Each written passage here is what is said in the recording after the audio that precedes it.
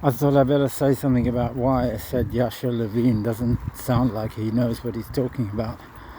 It's because he focused entirely on the kind of conspiracy angle and doesn't seem to understand the cock-up angle at all. The cock-up angle is quite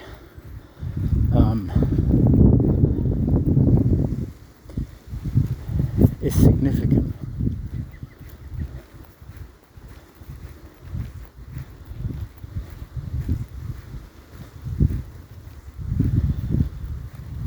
The internet, from the kind of hippie freedom information flow angle, if that was the real hippie angle, that was the kind of ethos which was behind, at least kind of the people involved in the software and developing the internet as the internet, the IETF, the Internet Engineering Task Force, who did all the technical specifications so that these different networks of different countries and organizations would all communicate regardless of who manufactured the hardware. The idea was you could build your own computer, write your own software, and as long as it followed the IETF's designs, it would connect and interoperate. So there was that angle, and the internet was used to connect universities, and it was only in the 90s that it became commercialized. And before that, there were a lot of government networks, and they protected them by laws, and there's a whole lot of history about that, and the hackers and Kevin Mitnick and all of these things. But then what happened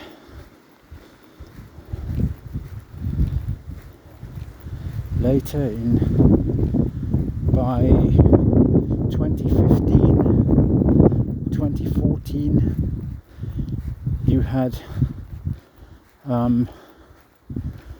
cyber warfare becoming a thing, and John Brennan kind of re-gearing the CIA into a cyber warfare outfit.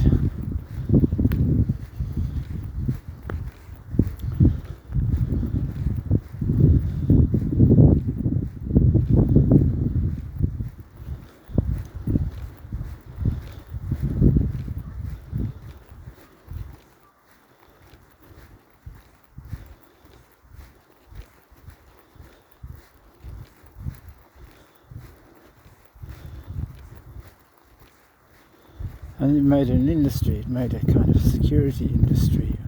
Lots of people made lots and lots of money. And these companies didn't take security seriously. Microsoft didn't take security seriously for years and years and years. It wasn't their business. Or they had Microsoft partners who were companies that sold antivirus, and now Microsoft themselves used that as a leverage to get their products out. It all became an industry, another way, another source of getting money, and at the same time they were trying to hold on to their monopoly.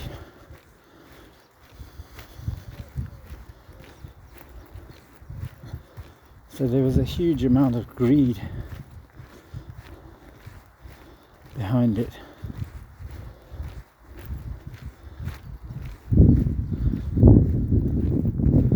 And actually that kind of swamps the conspiracy end of it.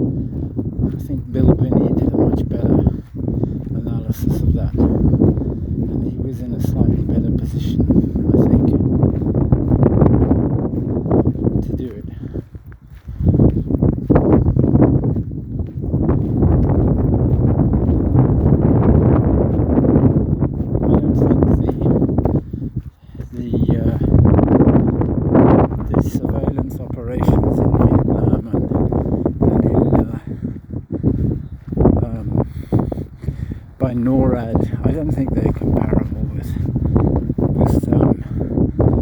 civilian surveillance. And yeah, it's well known. The CIA, I think they still have it. You look at their world fact book or something. They collected all this data about all different countries and how their economies worked,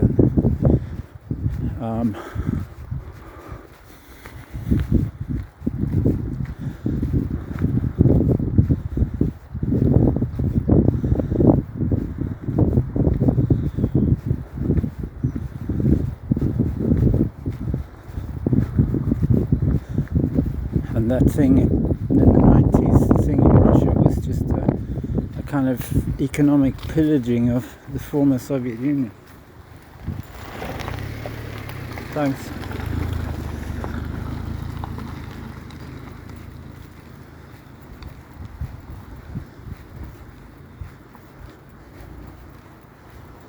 The main problem is greed, and then it's greed for various motivations, but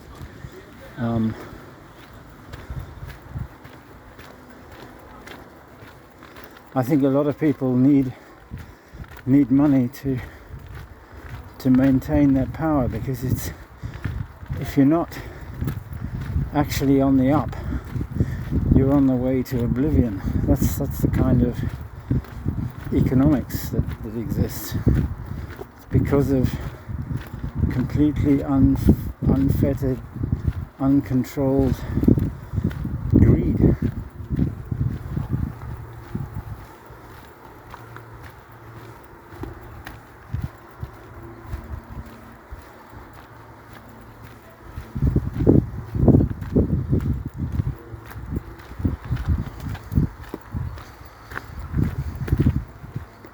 And he ignores that whole thing, and focuses entirely on this sort of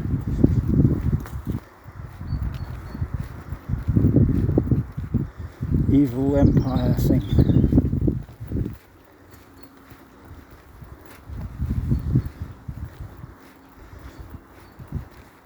But the result is that it's all much more blurred than that, and people here don't. I was just looking at it's funny, a random email address. There was once an internet domain called nukeland.de, because for some reason in Germany they didn't have a commercial subdomain .com or .co or .bu or whatever it would be in German. They just let everyone register their names directly under the country identifier .de for Germany. So there was this guy had an email address at nukeland.de.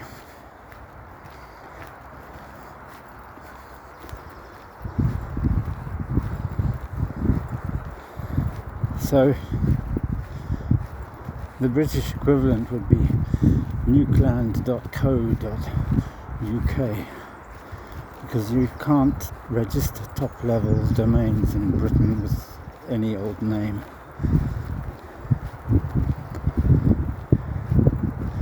Just about every day I've been for a walk down towards Ely, I see either F-35s doing aerobatics maneuvers or training or something, or big, I don't know what they are, strata tankers flying back to US air bases.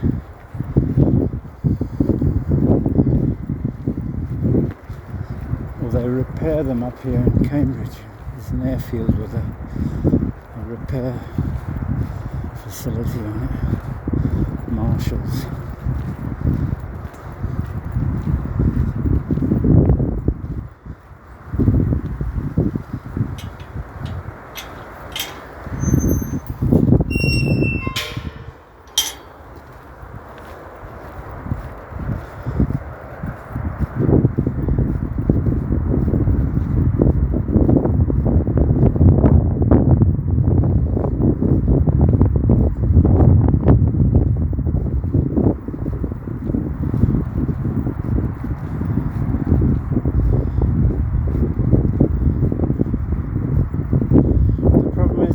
governments didn't take seriously their own need for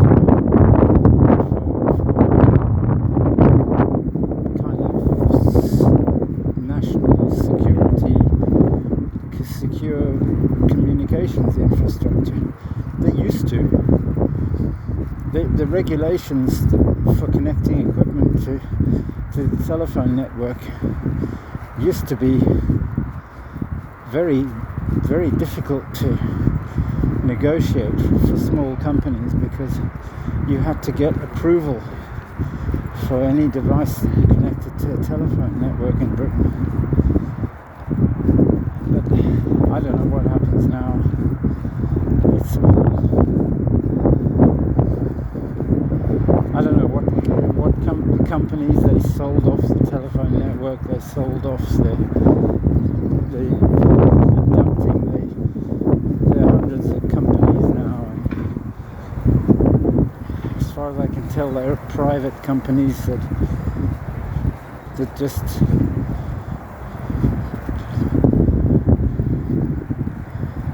string cables and plug-in routers and modems, and these devices come from anywhere. I bet you 90% of them are made in China, more than 90%.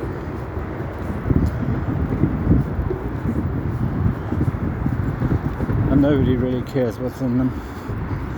Nobody really cares about anything except making money and doing stupid things like playing games and streaming movies and shit like that.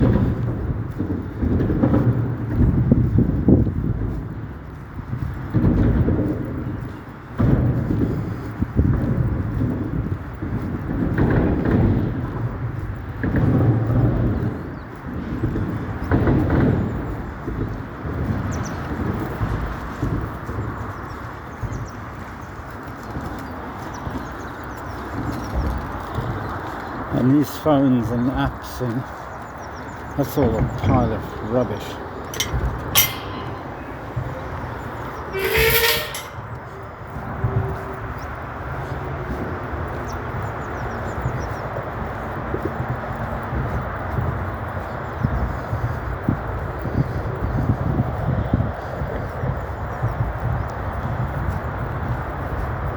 But if you go and ask an academic,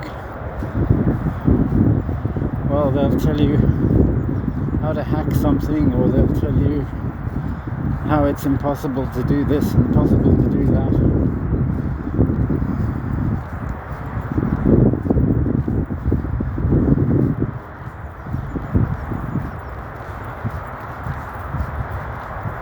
I'd be very surprised if in the end they don't say, because of Gödel's incompleteness theorem, you can't have secure communications.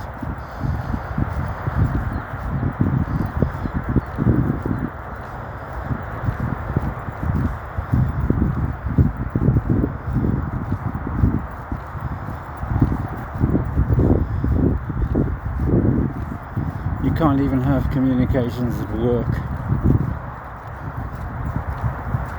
It's pathetic.